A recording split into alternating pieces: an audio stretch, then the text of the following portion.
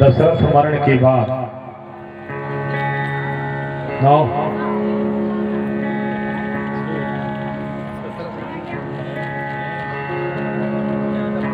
राम राम कही राम कही राम राम कही राम तन परिहर रघुपति बिरह राव गए सुरहा।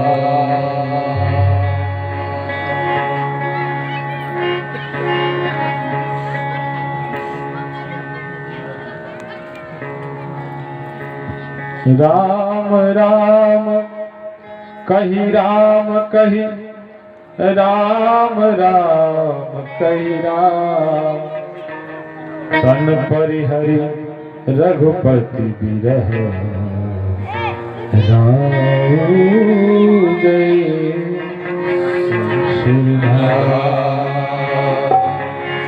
वशिष्ठ जी के पास दूत खबर लेके गए। वशिष्ठ जी सदगुरुदेव भगवान भागे भागे आए। रानियां विलाप कर रही थी। सदगुरुदेव भगवान ने सबको समझाया, कहा कि अब विलाप करने से क्या होगा और विलाप किस बात पर किया जाए। विलाप तब किया जाता जब दशरथ जी के कर्म अच्छे नहीं होते। विलाप किस बात का किया होता जब दशरथ जी को जो जिम्मेवारियां मिली थी उनका निर्वहन नहीं किए होते। विलाप इस बात का किया होता जब राजा जी अपने कर्म से चूक गए होते। लेकिन जब कोई व्यक्ति अपने कर्म का निष्ठा पूर्वक निर्वहन करते हुए शरीर त्यागता है तो ये विलाप का विषय तो नहीं है।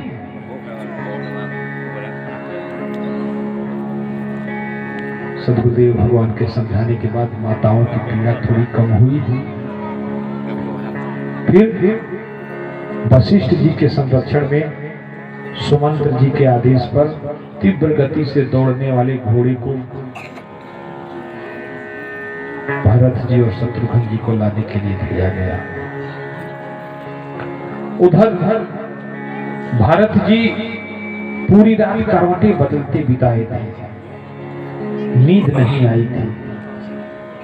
ननिहाल जाने के बाद आज वो पहली रात थी माई बाप जब हमारा भारत सोया नहीं था। रात में ही शत्रुघ्न को जगा के कहते, भैया शत्रुघ्न देखना, आज मुझे बार बार भैया की और भाभी की याद क्यों आ रही है। आज मुझे बार बार ऐसा क्यों लग रहा है जैसे भैया हमसे दूर हो गए। आज बार बार बाबूजी की याद क्यों आ रही है। शत्रुघ्न भैया भरत जी को समझाते हैं, भैया तू तो प्रेम में बावले बने फिरते हो। आप जिसका चिंतन करोगे वो तो दिखेगा ही। भरत जी कहते हैं, पगले क्या मैं तुमसे प्रेम नहीं करता? क्या मैं माताओं से प्रेम नहीं करता? भैया तुम्हारा भरत किससे प्रेम नहीं करता? मुझे भैया और भाभी की ही याद क्यों आ रही है। पिताजी जैसे बार बार आके कह रहे हैं, भरत मैं जा रहा हूं बेटा। पूरी रात नहीं सोए थे भरत से। ब्रह्म मुहूर्त में ही नाना जी के पास पहुंचे। कहे, नाना जी मुझे अपने गांव की बहुत याद आ रही है। मुझे बाबूजी के पास जाना है, भैया के पास जाना है। और देख न शत्रुघ्न, मैं आते आते भैया से बोल के आया था कि अगर मैं ननिहाल जा रहा हूं और नाना जी हमको आने न दे, क्योंकि हम छोटे हैं, नाना जी से जबरदस्ती तो कर नहीं सकते, तो भैया आप जरूर आ जाना मेरे को लेने के लिए।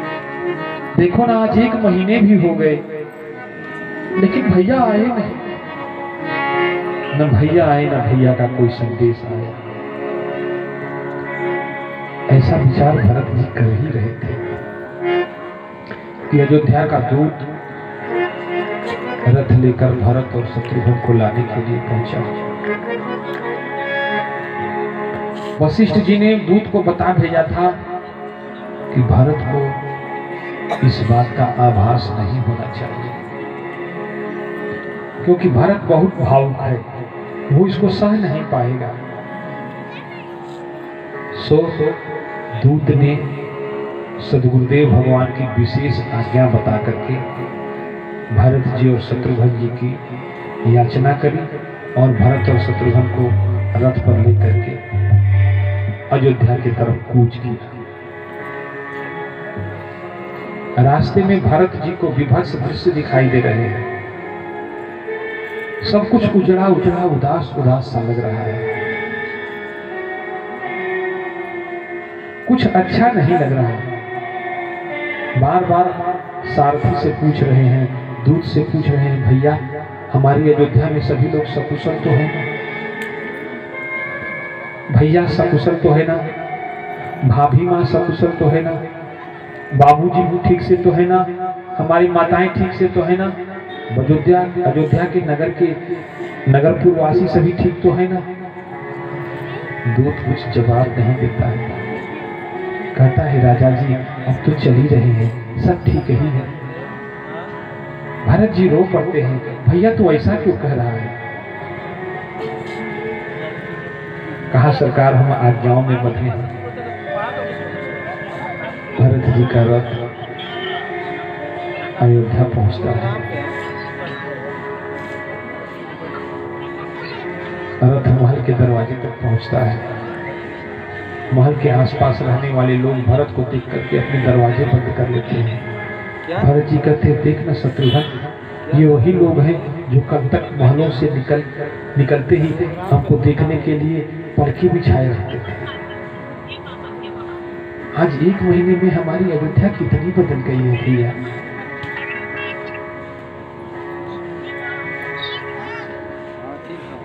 जब हम कभी पहले महलों से निकलते थे तो हमको देख करके इनकी आंखों में चमक आ जाती थी। आज हमको देख करके लोग मुंह घुमा ले रहे हैं, ऐसा क्या हो गया भैया? महल के दरवाजे पर मंथरा आरती की थाली लेकर खड़ी थी। जैसे भरत और शत्रुघ्न को देखा, भागी भागी अंदर गई। भैया कैकेयी को बुलाया, रानी देख तो को आवा है। हमारा भरत आया है, राजा भरत आया है। भरत जी रथ से उतरे। शत्रुघ्न भैया उनका अनुगमन करते हुए पीछे पीछे महलों तक पहुंचे। मैया को प्रणाम किया, पूछा, माँ आप अकेली और माताएं कहाँ हैं? पिताजी कहाँ हैं? भैया कहाँ हैं? भाभी माँ कहाँ हैं? अब तो कैकेयी जी घबराने लगी, क्योंकि उनको भरत के स्वभाव का पता था। उन्होंने कहा, देख बेटा, हम तो तुम्हारे लिए कुछ अच्छा ही किए थे, लेकिन विधि ने बीच में कुछ बात बिगाड़ दी। कहा, क्या बिगाड़ दिया माँ? कहा, बेटा तुम्हारे पिताजी की इच्छा थी कि राम को राजा बना दें, और जो तुम्हारी कौशल्या माँ है ना, वो उनको झांसे में लेके राम को राजा बनवाना चाहती थी। सो मैंने उनके दाव की काट कर दी। तुम्हारे पिताजी के पास हमारे 2 वरदान आती थे, जिसमें मैंने तुम्हारे लिए अयोध्या का राज मांगा है। इतना सुनते ही भरत जी विचलित होकर जमीन पर गिर पड़े। कहा, माँ ये तूने क्या कर दिया मैया?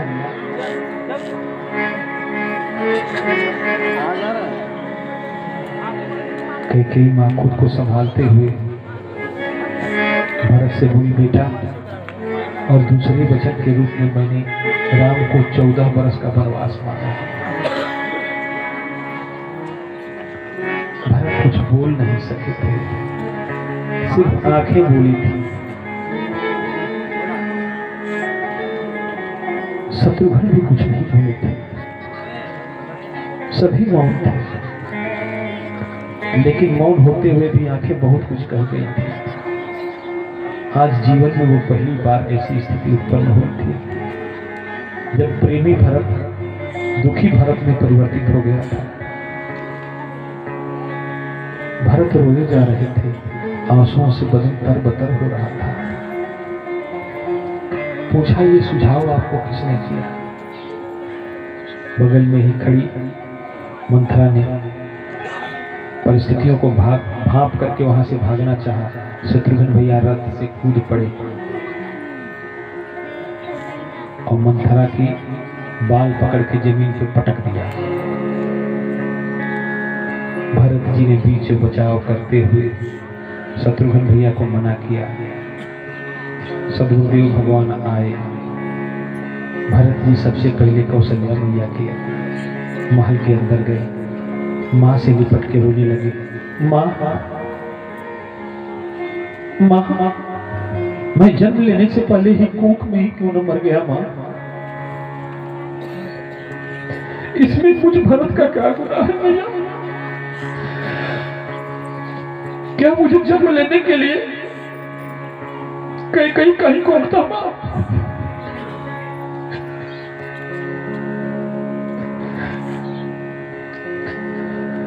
काश भैया मैं तुम्हारी गोद से पैदा हुआ होता तो तू अधिकार से कह सकती कि मेरा राम बन नहीं जाएगा।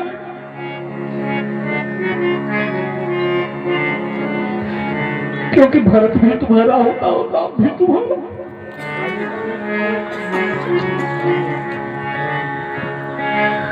लेकिन मां, इसमें मुझ भरत का क्या अपराध है भैया?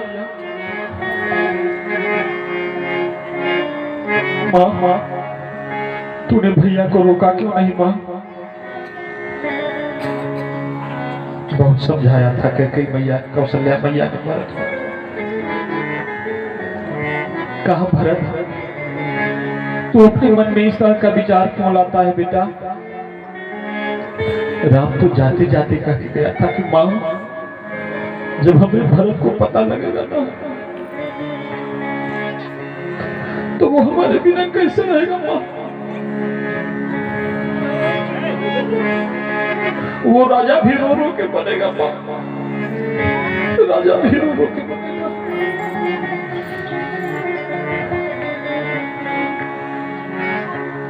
इसमें तुम्हारा कोई दोष नहीं है भरत। अब जो होना है वो तो हो चुका है बेटा। सो अब जो करना है उसको देख।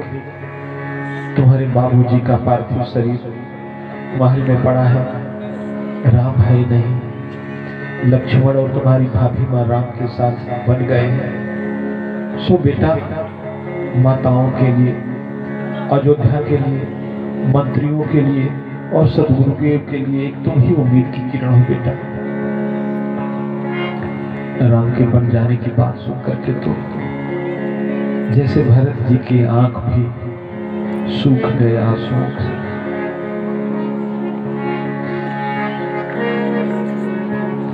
सदगुरुदेव वशिष्ठ भगवान ने भरत को समझाया, भरत अब जो होना है वो हो गया बेटा।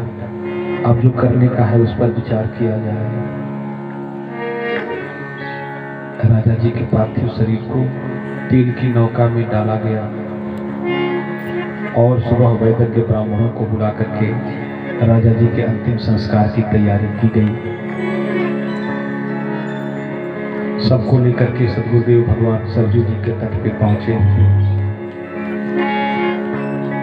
और भरत जी ने पूरे वैदिक विधि विधान से पिताजी का अंतिम संस्कार किया। डाल गले में पिता पुत्र को कांधे ले दुलरावे,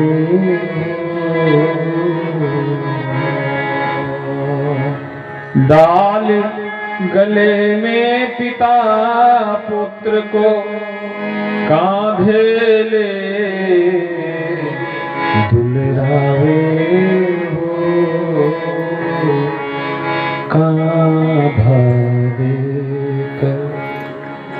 उस दुलार का बेटा बोली झुकावे। बच्चा जब छोटा होता है तो माँ बाप स्नेह दुलार बस लाड़ बस उसको कंधे पर बैठा लेते हैं और वही माँ बाप जब शरीर का त्याग करते हैं तो उसी फर्ज की अदायगी बेटा कंधे पर उठ के अर्थी उठा के करता है। डाल गले में पिता पुत्र को कांधे ले गिराए हो, कांधा देकर उस दुलार का बेटा मोले चुकावे हो, कांधा देकर उस दुलार का बेटा मोले चुकावे हो। रहे पिता का ध्यान पुत्र पर, कोई आँच न आवे हो। रहे पिता का ध्यान पुत्र पर, कोई आँच न आवे हो। सबसे पहले पुत्र पिता के तन में आग लगाए हो। सबसे पहले पुत्र पिता के तन में आग लगावे हो। जो हो जीने वाला जाने वाले की सुधियां दोहराए हो। जीने वाला जाने वाले की सुधियां दोहराए हो। जो हो जितना निकट उसे उतना ही मोह भुलाए हो। जो हो जितना निकट उसे उतना ही मोह भुलाए हो।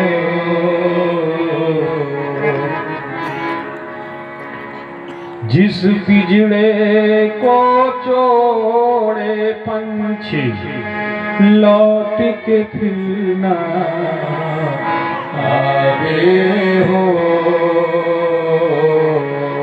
जिस पिंजड़े को छोड़े पंछी लौट के फिर ना आवे हो।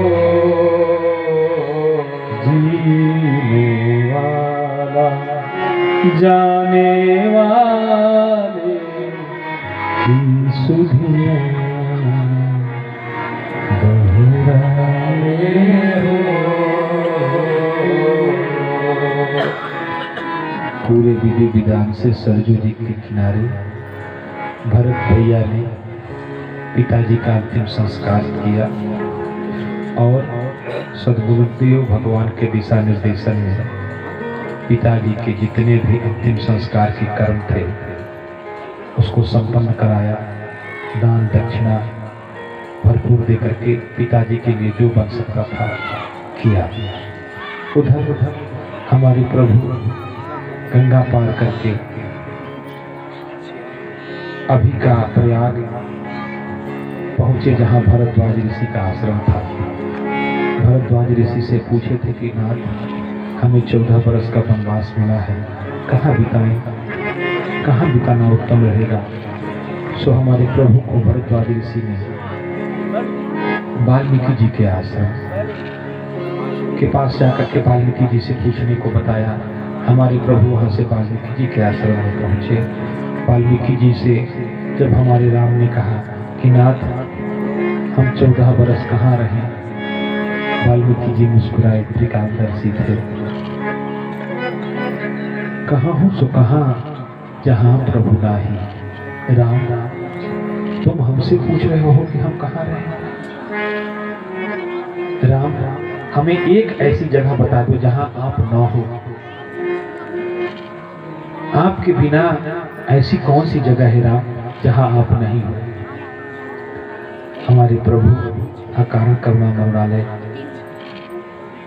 वाल्मीकि जी के चरणों में गिर पड़े, बोले प्रभु आप तो सर्वज्ञ हैं, सब कुछ जानने वाले हैं।